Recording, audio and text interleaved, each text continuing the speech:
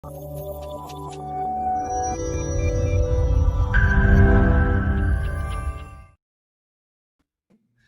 morning, good afternoon, and good evening. Welcome to the Pivotal Podspective, the show, of course, where we're getting extraordinaires from all over the globe to come and have a chat with us all about anything that's pivotal. We are literally covering all sorts of subjects on this show, and it's all really for us all to learn how we can pivot from different people's experiences, their extraordinary talents, all sorts of shit, Adrian? Talents, skills, aptitudes, whatever you want to call them, or magic powers and everything like that. Yeah, sure. Aptitudes as well. We're using some big words today. I'm your host, Elliot Brown, of course, with my wonderful co-host, Adrian Derwansu. And thank you very much for joining us. If you are watching this, we go live every Tuesday, Wednesday, and Thursday at 7 p.m. BST. That's British summertime. It isn't summertime here in the UK. As everybody knows, we get a lot of rain here, and it has definitely been raining. We've got floods absolutely everywhere. And we're also flooded with guests. Well, that was a good little segue, wasn't it? And we've got some great guests on for you this evening, some extraordinaires. We have Christian Loverecich, who's a friend of the show. He's coming from Florida. And of course, we are very international here. I'm here in Essex, and Adrian was in Essex and is now in whereabouts exactly, is it? Romania, Baia Mare. That's the name of the city. In the mountains, you know, just like a single guy there in a shed in the mountains. Yeah. Yeah, so it's a good-looking shed. It's a good-looking shed. Well, Christian's business is a pixel feed. Now, this was born, I believe, if I remember correctly, back in the last market crash.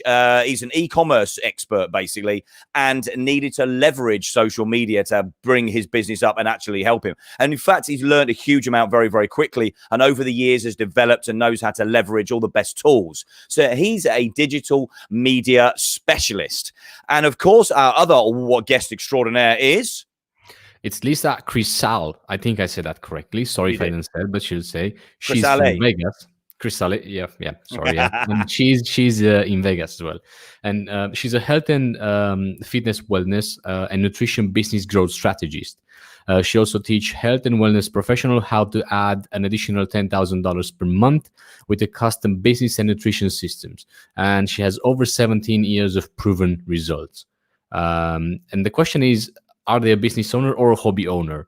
And she says, just treat your business like a business and it will pay you like a business. Treat your business like a hobby and it will cost you like a hobby. Yeah, that's a very cool statement. Yeah, I have to say. It is. So I think without any further introduction now, we just have to bring them in. Just bring them. Let's bring them onto the show. Bring them, yeah.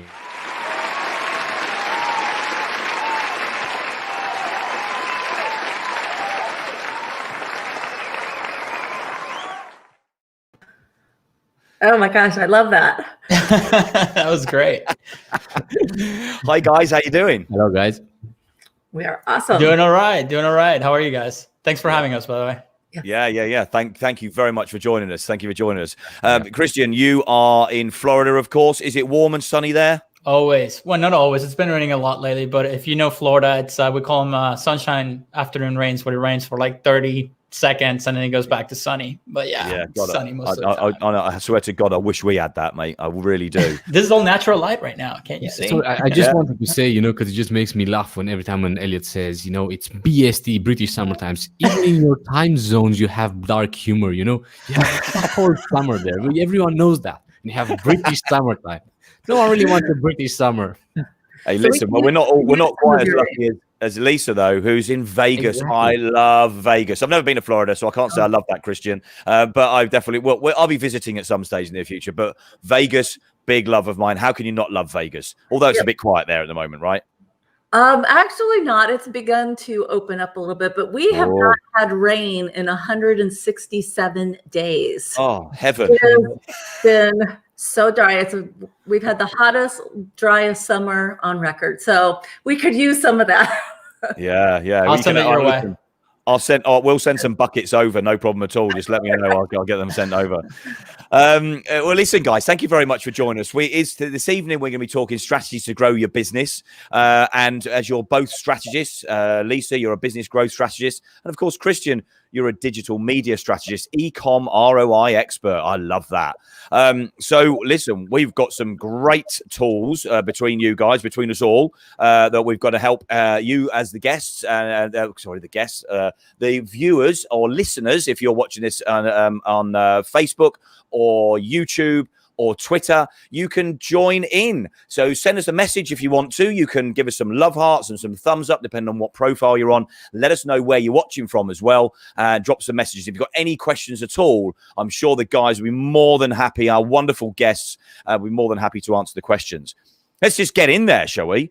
Right. What's the best strategy working right now? Who's going to go first? Who's going first? I can give you a tip right now for your own show that will work with Facebook right away. Ooh, even Twitter, with any platform really, because they're all looking for engagement to keep in the algorithm. That's how they make their money. The more time you spend on the platform, the more money that they make. So a little trick that I like to use with my brands when we go on lives is when you get on, you ask your viewers or your audience, hey, guys, if you're watching live, give me a hashtag live. If you're watching replay, give me a hashtag replay. That way I know when you're watching it, and you'll be amazed. People do it all the time, and I love it. I love it because then you can see who's watching live and who's watching the replay. And at the same time, it brings the engagement, which kicks you to the top of the newsfeed right away on any platform.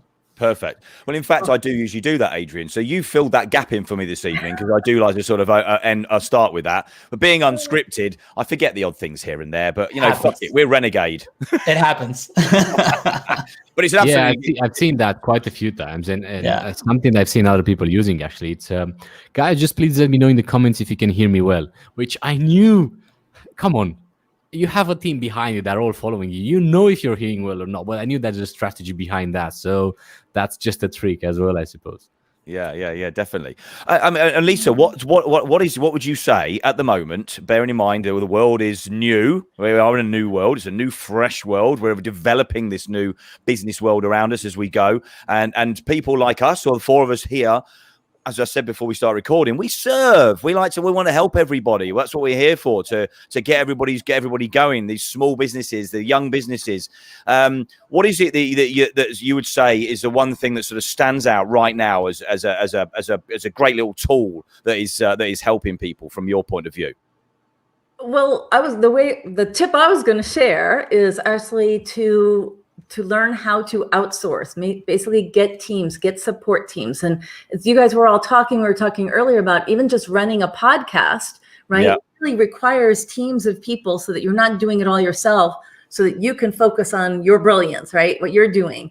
The best investment you can make in your business is investing in support with people who are brilliant at what they do, so that you don't have to learn all of those pieces, which then becomes overwhelming and actually bogs you down.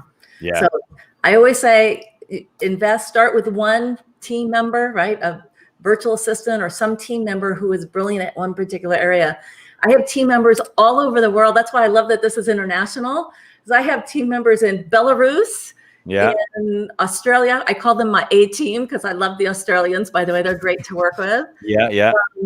I have, I'm blanking out. Obviously US, Philippines, and I have one other place, but yeah, like to keep it all, international. It's great.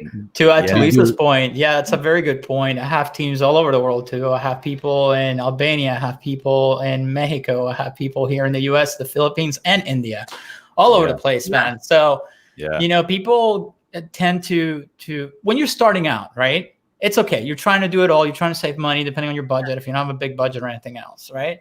But it's like she said, the first thing you need to do is find people who specialize in what you need to outsource. Whatever you hate doing, just outsource it right away. And spend time in your talent. Spend time doing what you love, right? There's a reason why you started this business. And there's different platforms out there where you can find, people to do this for you. You got Upwork, you got Fiverr, you got online freelancers PH, I think. People per hour and stuff like that as well. Yeah. Free up. We've been looking into this a lot more with some projects that Adrian and I are doing together, and in fact I'm not going to plug what we do as a business, because that's not what we're here for. But we're definitely pushing that side now. I mean, and I have to be honest with you, it's going through experience of actually having my head exploding with things. As you're right, concentrate on what you're very good at and hand those things over that if you don't like it, then it's probably because you're not as good as you could be.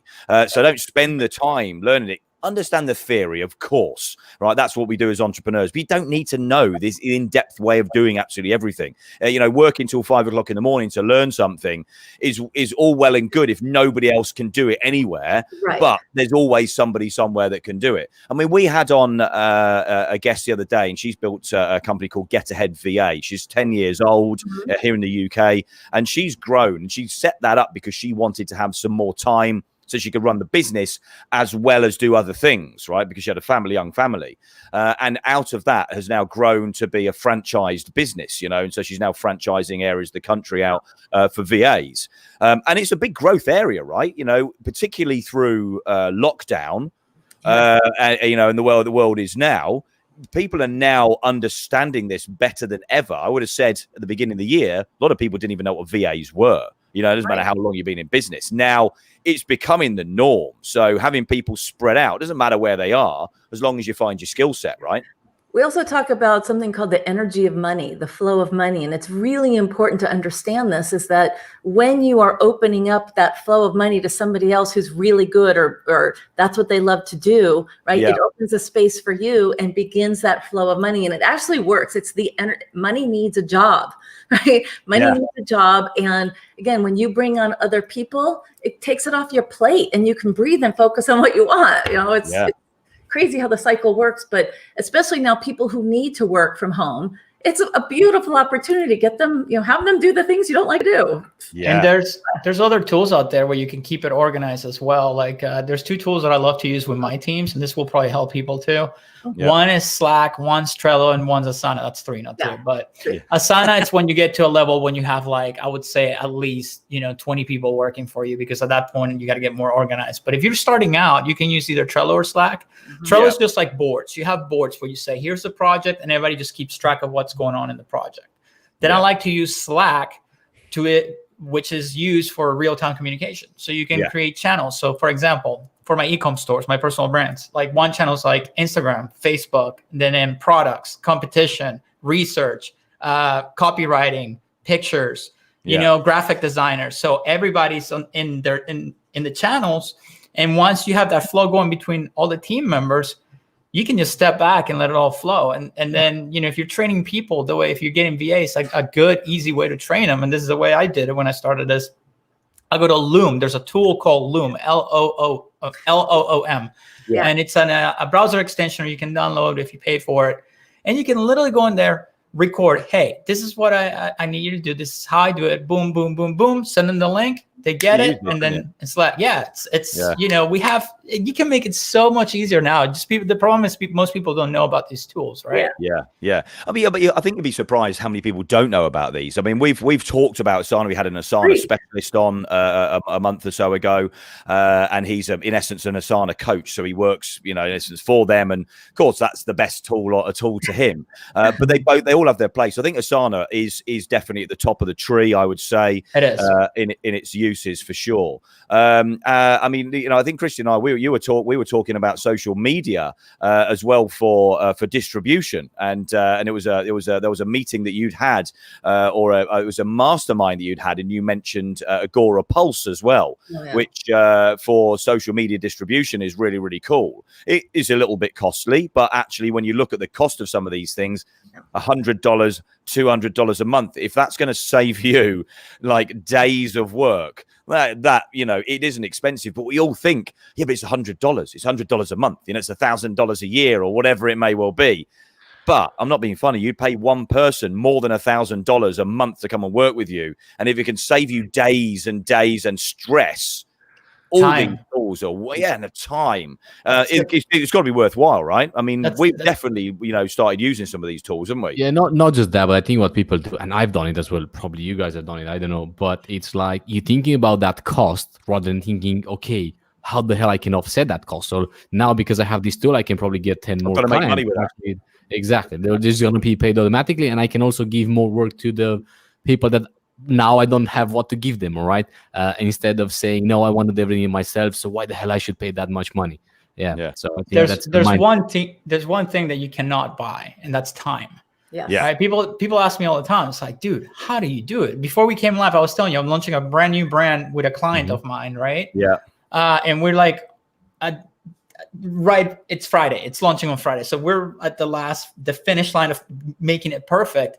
And for those of you that don't know, and probably most people on here don't know, I have a YouTube channel.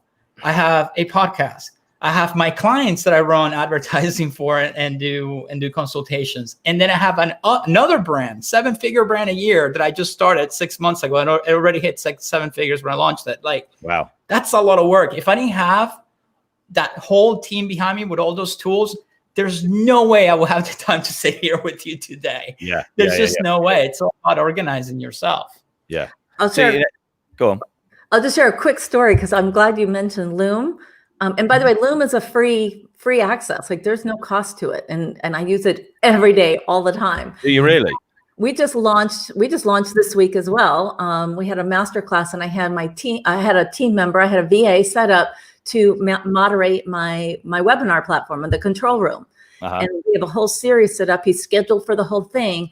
Yesterday morning, 3 hours before we went live, he canceled on me. Oh, really? Canceled everything. Well, the beautiful thing is I had recorded all of his instructions on Loom. I had it all ready to go. I switched it out, put the word out to the rest of my teams. I need somebody like ASAP. My guy was in India. It was the middle of the night, but he's like, I'll do it. And I just sent him the Loom video. He had everything, all the training. And it was like, I didn't have time to go over everything with him. It was already done. Yeah. Boom. It's like time savings. It's a way to organize and manage and time, like manage time. I'm honestly like I would give them a personal recommendation, just what it saved me yesterday. I use Loom as well quite a lot. It's just a video though. It's just you videoing, right? I mean, am I missing something there? What else does it do? It does your screen. It does your screen. So you can, I took them through everything and showed screens and you record it. Okay. So what's cool about it is that the video is saved on their servers. So it's just a link. You record it and it's real-time recording onto their servers. So all I have to do is just send you a link. You don't have to go through the whole, let me send it to you to Dropbox or my Google Drive or any of that stuff. So you can create one Loom video and guess what? Your whole team has access to it and you can see who's watching it. And for how, it just makes it super easy. So you don't have to sit there and like upload it to a platform and try to send it one by one. Yeah. It's ready immediately. Like it's live. It's there's no lag time on it. I mean, you've definitely sent me a few bits in the last you actually sent me something the other day, didn't you? Exactly. I'm not funny. I'm not a technophobe necessarily, but I freak out, don't I, when it comes to certain things, Adrian? I mean, it's like I'm like genuinely. I don't know what it is. Whether it's, some people class it as adult ADHD. I have no idea, but it freaks me. It's IP phobia. Yeah. But these tools are really cool. So, and I'm not being funny. If I'm like that, there's shitloads of other people out there exactly the same. I think creatives can be a little bit like that. We're actually better. As I said before we started recording, I feel much more comfortable stood here doing this, right? So if that's what you like to do, particularly with a lot of people doing more video now, then find a way of doing that. Loom's great for that because you could do that. You can do a video, you can talk, you can bring stuff up onto the screen. You haven't got to type any shit out for anybody. You haven't got to overthink something. You can just... It's in essence like doing a presentation in front of people, which I think is way easier walking about the office on the phone, talking about something or doing something on a whiteboard. I find it way easier than sat down trying to think about what the hell I've got to type to give somebody some instructions. So these things make it easier, don't they? Yeah. Absolutely. Yeah, I mean, I'm the type of person, even though that I know how to do copywriting for ads and sales funnels and all that stuff, it's like, I hate the actual task of sitting down and coming up with copy and copywriting or writing an email drives me insane. I'm too ADD for that. Even though that I'm good at it and I can do it, especially when it comes to sales copy, I just don't enjoy it. So my emails, people sometimes take them wrong because they're literally one-liners. Oh, okay, cool, great, that's it. And so people's like, "Is anything wrong?" No. It's just that's just the way I just. Quick to the point. There's none of that fluff on the top and the bottom. You know what I mean? So that's why I love Loom because my personality comes through. So you can tell me that good mood, even if it's a short video. You know what I mean? Yeah. Good. So some good tools there, definitely, and I've experienced these, so they're really good. All right, I'm gonna ask you, Lisa, first, if that's okay. It's not a sexist thing, Christian, so don't feel That's all right. But listen, there's a lot of stuff about digital marketing and digital media out there, right? So we're definitely going to be covering. I do want to find out some of the best things and little strategies that you've got for e-commerce, because that's definitely your bag. In the sort of health wellness industry, Lisa, and what you work in, doing the business growth, and I'm all about growth. We're all about growth, all of us here, to be fair. What sort of strategies do you sort of get when you've got somebody new to the industry, or any industry, for example? What sort of strategies would you use to get them to think about getting clarity? Because that's often one of the biggest problems I find time and time again. We've all had it. We've been going back in the day, and even now, changing the way we do things, pivoting and getting clarity again on how we need to put that out to the audience. What sort of strategy do you use to get people to get some clarity on how they're going to? I think you're asking about uneducated people, basically, or uneducated. Fuck off! I'm educated, and I struggle with it. I don't think you are. You're at a level that, if you I'm talking about the people that don't understand how the business works and all that. So. Yeah. Well, one of the pieces we actually teach something that's called the core entrepreneurial process. It's basically the business cycle. Yeah. And we talk in the business cycle, and again, it's a cycle that you're constantly cycling through, depending upon where you're at in your business, right? Or what projects or things you're rolling out in your business. Yeah. The first place we start with all of our clients is clarity, getting clarity on who you serve, and most importantly, what problem do you solve? Sure. Okay? More important about what problem do you solve? What is their pain point? How can you help them? The minute you really get clear on that, without being general, but about being very specific, start having the conversation. When you're communicating with your prospects, it's about having the conversation that's already going on in their head, right? You're talking to their pain point, like you understand what it is that they're going through, and that what is the transformation or the end result when they, work with you, right? What is the end result that they want to attain? Yeah. You speak to them in that language. This is all about getting clear. It's really about doing the research and knowing who your prospect is, knowing who your client is, and truly diving into what is their pain point, because you solve that pain. How do you solve that pain? It's not about your widgets and, this, that, the things, the products. It's what can you help them achieve? Right. Yeah. Ultimately the end result for them. The minute they realize, oh my gosh, you can help me, then it'll, then it's like, well, how, right? How is the next question? But getting the result is the most important thing to them. And we actually teach about marketing to affluent, because for affluent people, it's less about the cost. It's about time and results. Yeah. Right? Save me time, get me the results. When you can clearly get your message on that, that's the clarity part. And it's about just doing your homework on the front end, dialing in that piece. Once you dial that in, it's all in your message. Now, that's quite an interesting point, right? We tend to talk a lot about trying to help sort of small business people that are maybe, don't have the money. And so we're trying to help them with sort of some tools and things that are there because they're low cost or whatever. A different way of approaching with people that are affluent, that have got money, that are doing this as a side hustle, or they've got, in the health and wellness, you having a network of people that that have a bit of money, it helps in this industry, right? But they're not as hungry necessarily. So of course I can understand why teaching them a different way of looking at things. You find that maybe the smaller entrepreneur that's really hungry, they try things. They're out there, they're hustling really hard, aren't they? So that's quite an interesting point that you brought up. And I gather there's going to be a lot of people that have been made redundant that actually not necessarily affluent right now, but they've probably got a little bit of cash. Right. Now, I've been in that situation. I've been in that situation where I've made good money for a few years and then gone and invested in something. And I have to be honest with you, the decisions you make when you do that, when you're not being quite as diligent because the money isn't as valuable to you, and I'm not discounting how valuable money is, but you don't make quite as smart a decision sometimes, right? Sometimes. Yeah. Yeah. And there's a lot, I mean, granted, like a lot of people are coming online and there's all these new gurus and all these, the latest, greatest thing. And you've got to be able to discern, can they really deliver? Can they really deliver? And again, the masses talk to the general, talks general, right? But if you get super clear on your niche and who you serve and the problem that you solve, it's about having that conversation and getting into that conversation in their head. That's how you stand out from, especially in our health and wellness industry that we serve. Everyone's like, well, I can get you healthy or I can help you lose weight. Well, why would I choose you over somebody else? Yeah. Who does the same thing? You've got to dial that in and figure that out. Why would I choose you over somebody else that does the same thing? And the minute you get that piece that is unique and different, or what we call your USP, your unique selling proposition, then you start to stand out. Yeah. Well, I like a USP or a differentiator, as I like to call it. I like to catch people out with that sometimes when we go to business shows, don't we, Adrian? Yeah. Funny story. Why the hell did they choose you? What do you mean? Because I'm the only one in the room doing that. All right. And that's why you're different, is it? Yeah. Exactly. Often people don't know what their differentiator is, do they?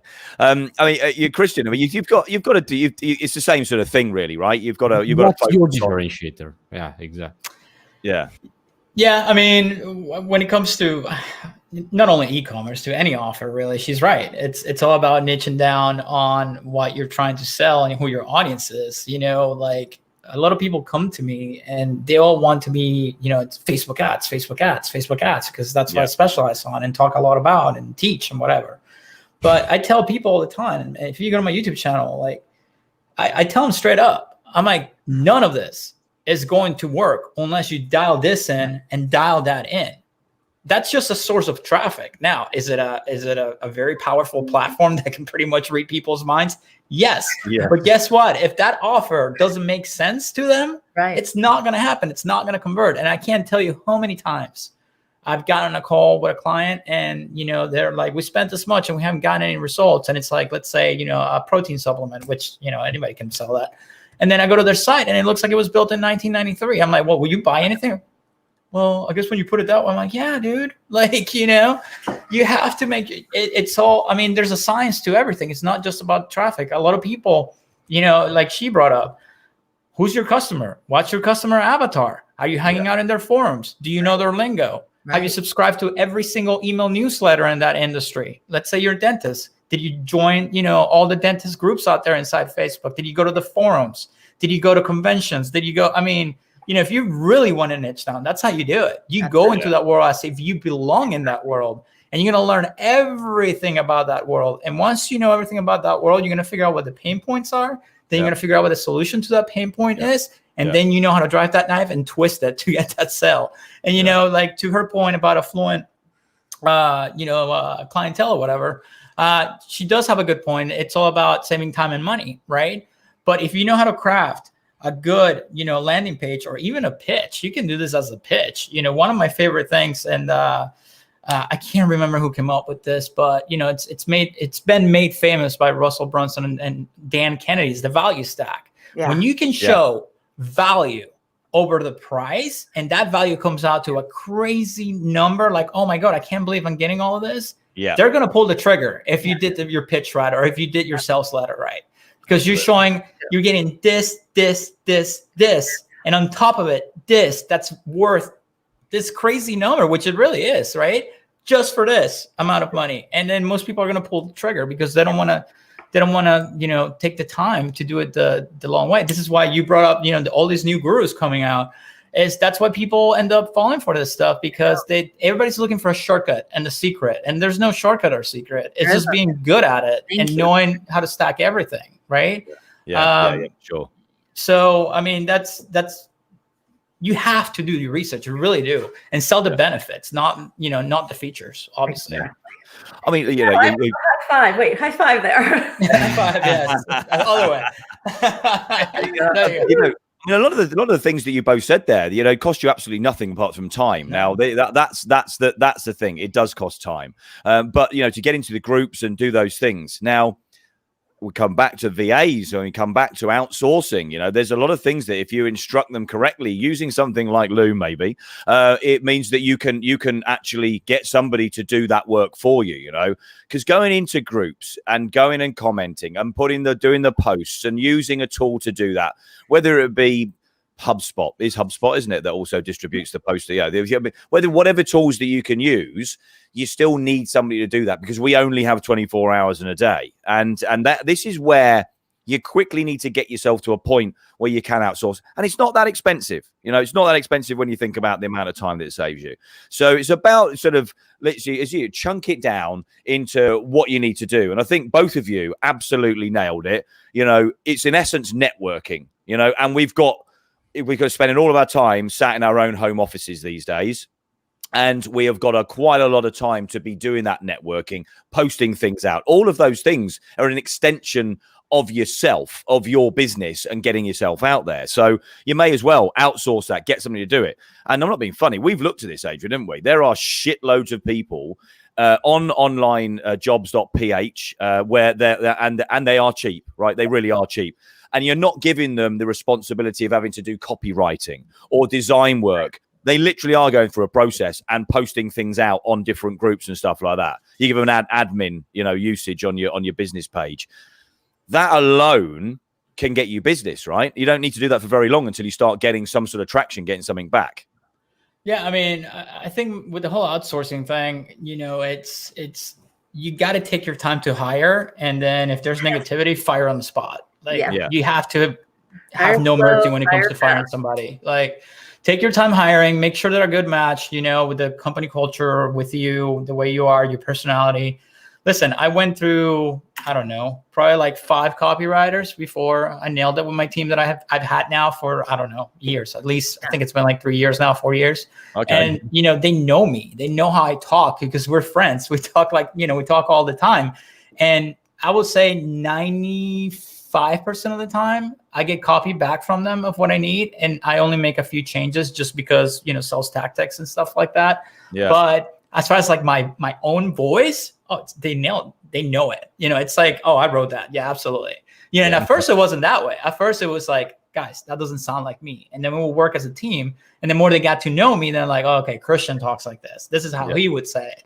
Yeah. You know what I mean? So, and I think that's very important when it comes to your team, is having, you know, this is the other thing that I've heard horror stories on. I want to bring this up. It's like people think outsourcing is this things like, oh, I'm going to hire these people and they're just going to be, you know, they're going to work for me and I'm going to treat them like dirt. And I hate that. I've heard so many horror stories that it's just, you know, these people are working their butt off for you to make your business better. And I have not met people that work harder and, you know, than the ones that I found. And, you know, yeah, it sounds to us like, oh, I'm only paying this much, which is nothing compared to the US. But listen, what I pay my guys in India and the Philippines, they're living like kings, right? To us, it's not, you know, much here, right? Yeah. But you got to remember, you know, the 2 different economies, you know what I mean?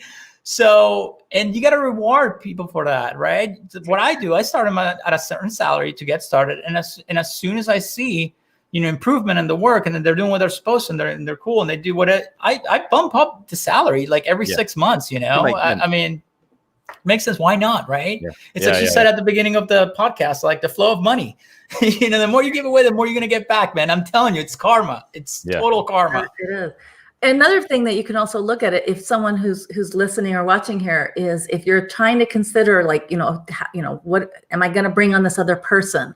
You know, obviously work the budget, but then really what I always say is reverse engineer it. How many sales do you need to make to cover that cost that will open up your time to be able to spend on whether it's getting on the phone or whatever you need to do to connect to the people to make the sale. So if you justify whatever, let's say the budget is $500 for this person for the month, then, okay, how many sales is that? All right, great. My goal is to double that or triple that. And boom, now it's covered and you're not thinking about their cost. It's the value.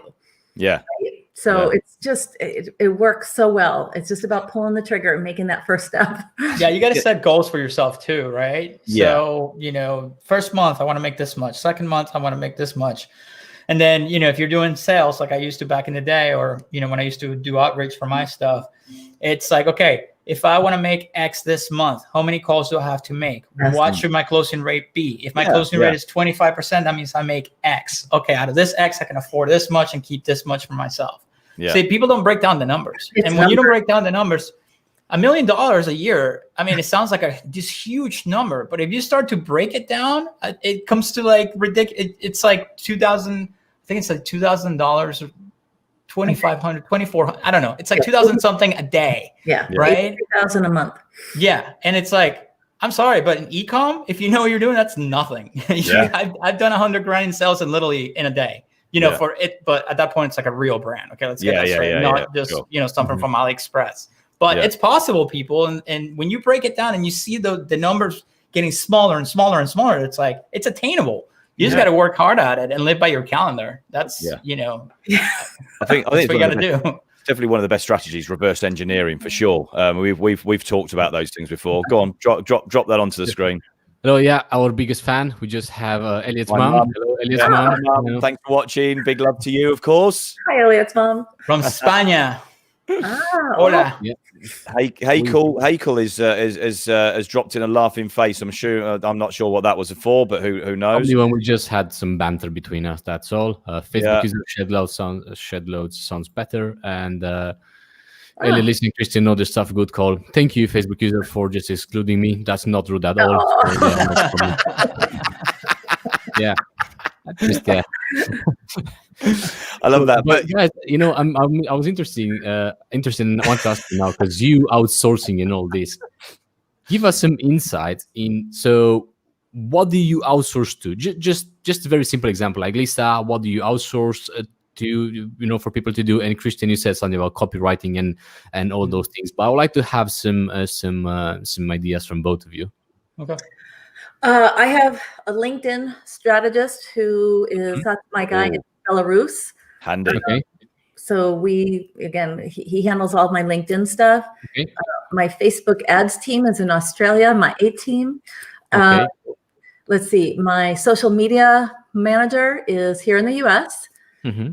I have a team in the UK with support people also in India and the Philippines. So I have one person who manages my Facebook group, right? So they're my community manager in the Facebook group. Mm-hmm. Now, does that mean I don't go in there? I absolutely go in the Facebook group and I communicate, but they welcome people. And I mean, you guys, little things like that. I don't need to take my time for the, staying connected with the people in the group. I come in there and I provide value. Yeah, sure. I have a team. I've been with Russell Brunson and ClickFunnels since the beginning. So I have a UK team for my ClickFunnels. Like anything that I can, have support with, that is not the stuff that I love to do. But I'm also a total computer geek. Like I love technology, and that's part of my challenge because I love discovering new things and testing stuff. So I tend to sometimes go down rabbit holes. So I need my team to keep me on track. For sure. Cool. Yeah, unfortunately, that is something we all fall foul of. I think, to be honest, isn't it? It's easy to get sidetracked with things, isn't it? When something new comes up and you're all those shiny things. Yeah, for sure. Calendar, Kristen, you said it earlier. Like the calendar, I live and die by my Google Calendar. Okay. That was like drilled in my head by one of my mentors, John Loger. John, you guys, I mean, he's amazing. If you guys can afford him, I mean, at one point, look him up. If you have an agency or a consultant business, you need to talk to him. Yeah. When I met him years and years and years ago, we talk all the time still. I was all over the place. Like I was making money, but I was leaving so much money on the table because I was not organized at all. Like I was living through my email and my messaging instead of my calendar. And he's like, dude, stop. Do not open. I want you to take your email app off your phone and you're checking your email twice a day. That's it. The rest is your calendar. If it's not in your calendar, you're not doing it. I don't care if it's eating cereal in the morning, put it in your calendar. And that's what got my ass in gear, man. That's what got me straight. And now it's like, I live by that calendar and I'm able to get a million things done, Yeah. When you break it down in time, you'll be amazed how much time you waste on social media like me. Listen, I do Facebook ads, so I got to be in Facebook all day long. Yeah. And they do a very good job of pulling you back in when there's a post or something. So I can't tell you how often I get distracted by Facebook, just people commenting and trying to get my attention. And then Messenger, at one point I had all my friends like hitting me up on Messenger all day long, and I had to stop it. I was like, guys, I can't. Like, I love y'all, but I can't do the messaging all day long because I'm wasting so much time. Yeah. And have you guys seen the Netflix, The Social Dilemma? Yeah. That's what I do for a living. Yay. It's crazy. You guys, if you haven't watched it, you have got to see this. But it's accurate. I mean, they don't really break it down, but yeah, it's pretty accurate. That's how it works. Yeah. Really? I mean, I go in the auction and I put a bid. I go, hey, I want this person. I'm willing to pay this much. Bring him in. And boom, the sale comes in. That's how accurate it is. Yeah. I actually I literally had stores and like analytics in one screen, Facebook ads in one screen. And I go for a manual bid and I outbid everybody on the auction on purpose for that purchase, just to see if the product is good. Yeah. And as soon as I hit go, couple minutes, you see like the ad do its thing, and you literally see the person come into the store and buy that product, and they've never even heard of that store or the product or anything. It's crazy. They have so much data on you. It's insane. Yeah. Wow. So I'm intrigued. I'm gonna have to go on. I'm gonna have to check that out. Let's put it this way: my kid will never. He has no access to screens whatsoever. None. He doesn't. He really doesn't. None. He won't. I'll let him watch. I guess if we're traveling, I'll pull up a movie on my phone. But as far as like the games and the social media, like nope. Yeah. It's way too addictive. I think it's a bit worse than a drug because it's very, very difficult to let it go. And yeah, just like you said, it's so easy to drift back into something. You just don't realize it, right? Recently, again, I was struggling, to be honest, with work and all that. So what I've done, my phone is on silent all the time. It never vibrates or rings or anything like that. But I have my smartwatch here. And I use that instead of a phone, and that just vibrates and things like that. It started to piss me off. It just vibrates all the time instead of my phone. So again, it's absolutely nothing, good. So now when I'm doing any work, my watch is on not disturb mode as well. So I just don't want to hear anything here, right? And I try to, as soon as I do something on Facebook or any other social media, I just shut it down immediately once I'm done. Because otherwise, if I see any little icon there, like a comment, like that one in the corner or something like that, it makes me crazy. I want to go and check it, right? So I just shut it down immediately so I cannot see anything. It's that dopamine hit, man. I've been playing with TikTok. I joke around and now I've developed a TikTok addiction because, when it started becoming popular, when they switched it from Musical.ly to TikTok, I started going in there because, I got access to the ad platform. So obviously for me to be able to successfully run ads on TikTok, I have to see what the content is and, how they do it. And the next thing you know, I'm sitting there like one time I caught myself on TikTok for 2.5 hours, just scrolling, scrolling because the algo is that good at showing you what you want to watch. It's insane. I think that's the most addictive platform on the market right now, to be honest. Absolutely. I'm pleased. I haven't got addicted to that. But all of these things are addictive. But I just want to quickly go back to what you were saying about emails and things like that. I've definitely learnt more recently, and this is the amount of people we've chatted to doing shows, but also, potential clients and understanding people, the way people are working. Email is becoming a pain in the arse. I don't even want to look at my emails anymore. That's one thing that I want to have filtered by somebody else. And they go, well, I'm CCing you in on this. I don't give a shit, right? Unless it's got capital letters in it. I genuinely, I don't want to see the email. I've got that much going on. I don't want to look and go into those emails and read it unless I absolutely have to. So we're going back to things like, Trello or Slack or even Messenger or whatever it is that you're doing. They're much better ways of doing things now, aren't they? I think, you can have a conversation without having to necessarily talk to somebody or just get on a video call. What I'm trying to do is get to the point that, the emails and things are a massive distraction as well, because there's a shitload of junk in there. There's loads of people trying to sell things to you. There's loads of people just sending you, in essence, a junk mail now. But I think sorting out your diary is a massive bonus. I'm now, as you know, using Calendly, which is a great tool, everybody. It does cost a little bit of money if you want it to work really well. But we do the bookings with the shows. I'm now using that linked with other things, with Outlook, for booking in people for meetings. So now I'm literally going on the whiteboard. I've got so many hours in the morning, so many hours in the afternoon, hours at lunchtime, evenings as well, chunked all down into 25-minute slots and hour slots for different people. Works really well. The day is productive. If I hadn't have done that more recently, I'd be chasing my arse most of the time, to be honest. And so you're right, Christian, in saying about, using the calendar and making sure you use that right. That, I think, is one of the most powerful things right now, with all of the noise we get from everywhere, to get organized, for sure. What do you use, Lisa? What's your sort of choice calendar? Do you have a booking system as well? Oh, I've tried now for years. Yes. So I use Schedule Once. Again, it's a little bit more advanced than Calendly, meaning it has more capabilities. We interface that with our Infusionsoft and all kinds of software that we use. Obviously, our Google Calendar.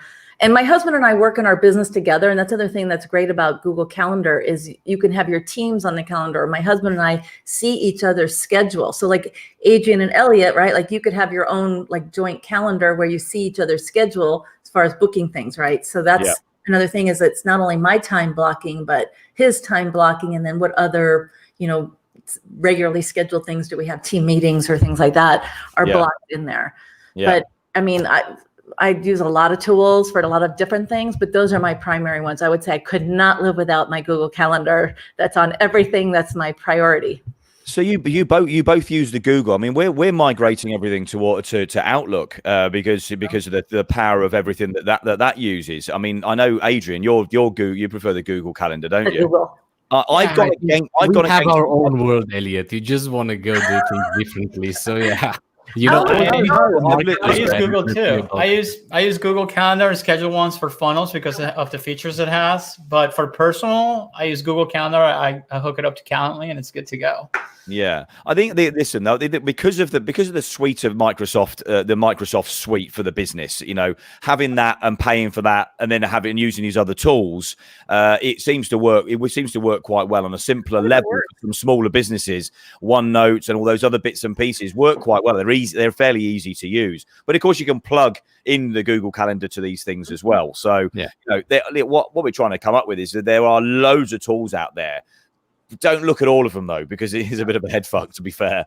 But you just find something that works for you, develop that, get used to it, and then try something else out to add on to it. Because I mean, you guys have been going for a long time, 17 years doing what you're doing, Lisa.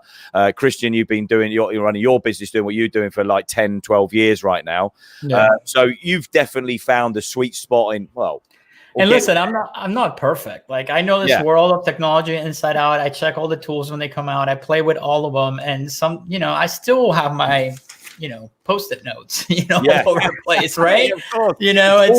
There's always a place for Post-it notes. I mean, I'm so guilty of sending messages to myself. I send emails to myself. Like, I'll be like, I'll open my Gmail and then send it to my work email. That way, when I open it in the morning, it's like right there in caps. Like, I have to do this. Yeah. Because with the calendar, I'm guilty of snoozing stuff too. Yeah. I snooze stuff. Oh, snooze.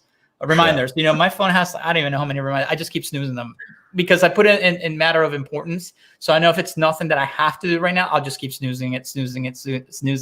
So, I do, I still have my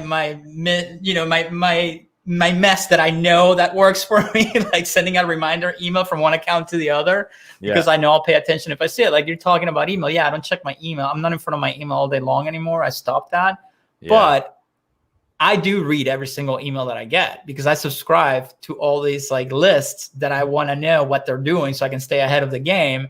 So I read every single email, but I'm very good about cleaning up my inbox. Like, if it's junk, right away, spam, block, the whole 9 yards. So really, anything that comes in, it's organized right away. I have folders where I organize by names and everything like that. So I'm like, okay, it takes me like an hour to get through my email every morning, and then in the afternoon.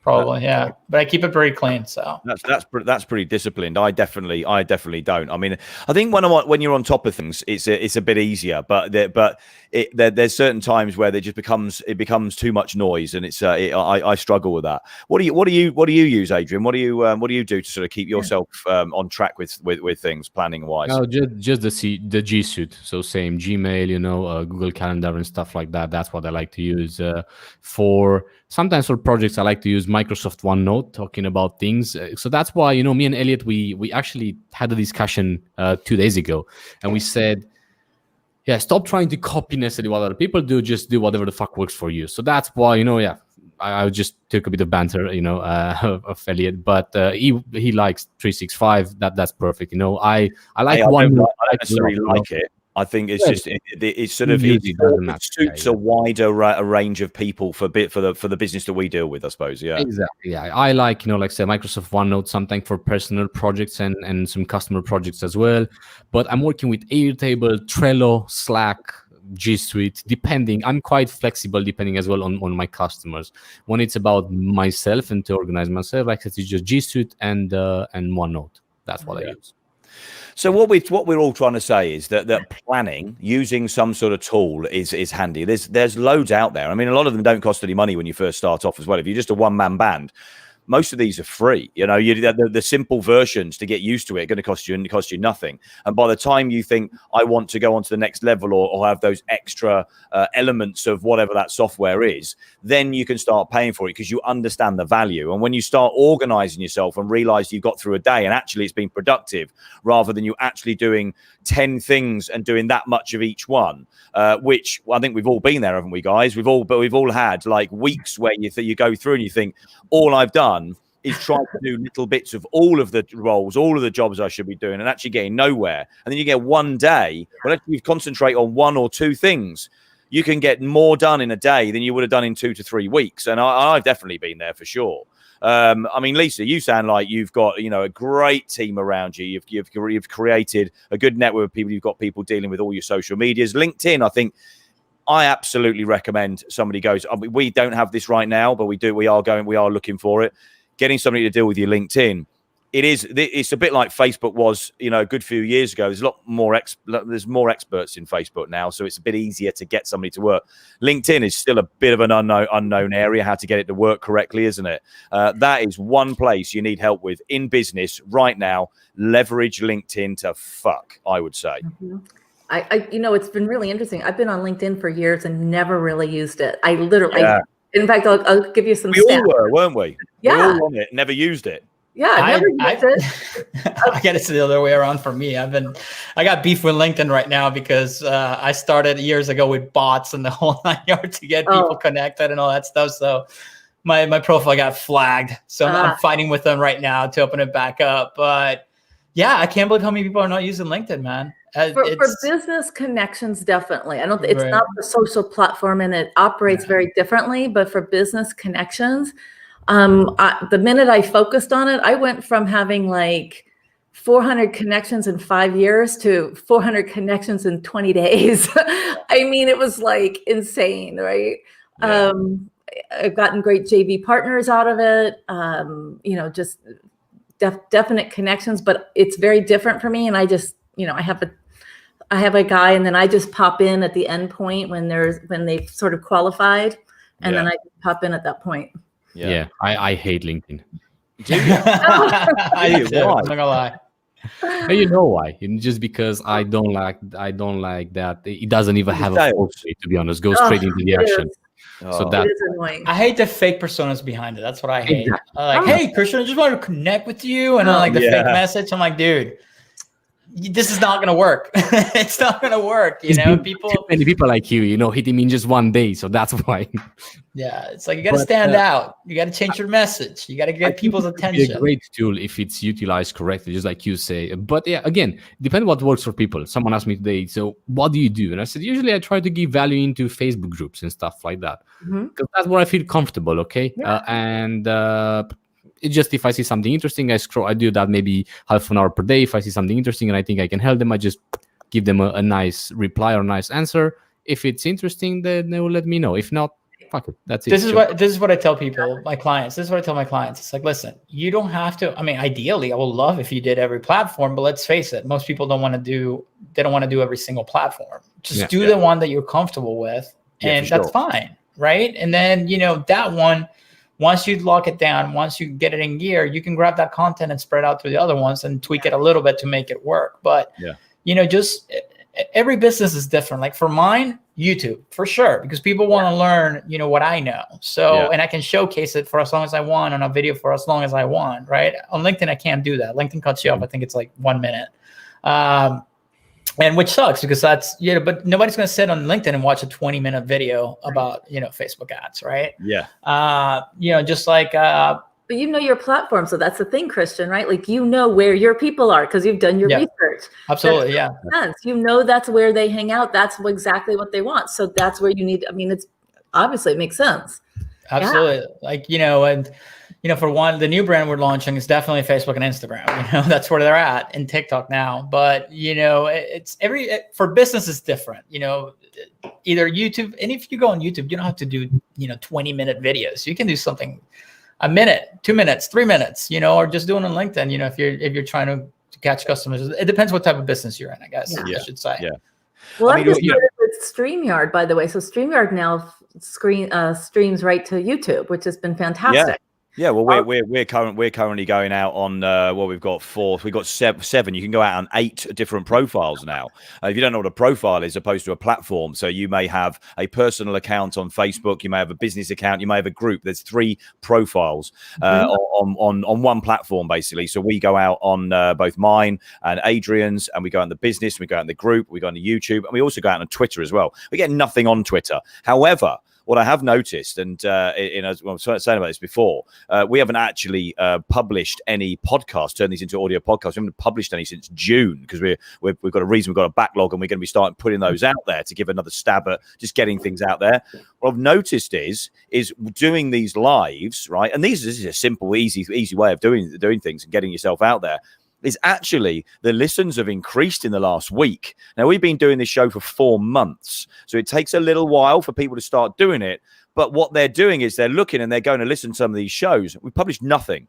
But now is a great time to do that because I've seen the analytics, and Adrian loves analytics because he's an analytical bastard. I'm not so analytical, but in seeing that, this is a great time to start publishing now because we've got some interest. We don't even know who these people are. We've grown countries by another 10 countries, and we haven't published anything. So now we put that out there. It just shows the power of digital, of all of this digital age, doesn't it? You're doing, doing podcasts, you're doing YouTube, you do a podcast as well, Lisza, don't you? And you've got all of these tools. They're easy to do. Yes, they take a bit of time, but I have to be honest with you. This is the fun part of the business, right? Yeah, absolutely. This is definitely way more fun than the admin shit that we don't like to do. So, these bits, guys, I absolutely recommend you do. The bits that you don't like doing, like those admin, even the organization, some of those tools that you need to set in place, those things you can outsource. You can outsource them digitally by using a platform of some kind to distribute things or plan stuff, but definitely outsource everything you possibly can straight away. I don't necessarily mean just outsource that to a VA that's going to cost you money. You can outsource to a digital VA, which is basically organizing yourself using one tool or another. Or you can have a partner that likes doing all that stuff. Like the new brand, my partner's handling everything that's products, inventory, all that stuff. All I have to concentrate on is the marketing. The business side of things, my partner's handling it. That's how I'm able to spread myself a little bit. Yeah. Because I don't want to deal with all that stuff. You know what I mean? And that's okay. Sometimes it's better to have 50% of something huge than 100% of something small. Absolutely. Definitely. Yeah. That's a very good point to sort of bring this to a close. Although I think we could stand and sit or stand and chat about these things for a long time. We had another comment come on here. I'm not quite sure who this person was because it says Facebook user. I do several days work the day before I go on holiday. Listen, I work before I go on holiday anyway, so I sort of get your point. But in fact, I work when I'm on holiday. Exactly. Yeah, me too. It's like I still check everything, Yeah. I can't. I just can't really switch off. I mean, I know that people say that you should do. I struggle. My wife gets on me. So I try to do it before, I wake up early, so that's the time that I can do it. And as soon as she wakes up when we're on vacation or holiday, it's like I turn it off. It's like, all right, I don't have to check. Let's be honest. Do you take any sleeping pills with you on your holiday for your wife? No. I don't need to, man. She still sleeps like she's in college. She'll sleep till 10 a.m. if I let her. I'm like, I go to bed at 1 and wake up at 7. No alarm clock, no nothing. It's same crazy. here. Yeah, it's a body clock. Yeah, it is. And Lisza, you work with your husband, right? You run the business with your husband. I do. Yes. So who takes more then? for 17 years. That's worked, and it's still a healthy marriage, yeah? Oh yeah, it's great actually. I mean, although you know what, since the COVID, you know, we never leave. That's probably been the biggest challenge. So we're working all the time. Whereas, you know, we live in Vegas, so we do, you know, all kinds of adventures. We go down, you know, to shows. We do different things. We just went on a kayaking trip down the Colorado. So by the way, nice. No cell service, no nothing. We're completely unplugged for an entire day. But the hardest challenge I mean, we've worked together for 17 years, so we got it like figured out. It's great. But with this new situation, because we don't go out, we're literally working all the time. We have to make a really concerted effort to well, it's been so freaking hot here in Vegas, we can't even go out on hikes and stuff. And yeah, you know, it's been over 100 forever, and the summer that never stops. Yeah. But once it starts cooling down, we take time off, and we live right on the base of the mountains, so we have hikes and things like that we do and get out. But that's been our only challenge. So we've been very grateful and very fortunate that, you know, we were positioned the way that we were, and then we helped our clients position themselves to be able to work through this. Very nice. That's a good point that you brought up, because I've noticed ever since this whole quote unquote pandemic deal we've been going on, it's like people forget that we need to chill. You know, I get clients now like emailing me on a Sunday at 9 p.m. expecting a response. Right. And I'm like, I saw it come in, but yeah, I mean, it's, you know, I'm spending time with my kid. Like, you know, I'll get back to you Monday. You know, it's like people think because you're stuck at home, you should be working 24/7, and that's just not healthy for anybody. Yeah. You know? Yeah. You have you got to plan it. You got to plan some downtime or away time. Yeah.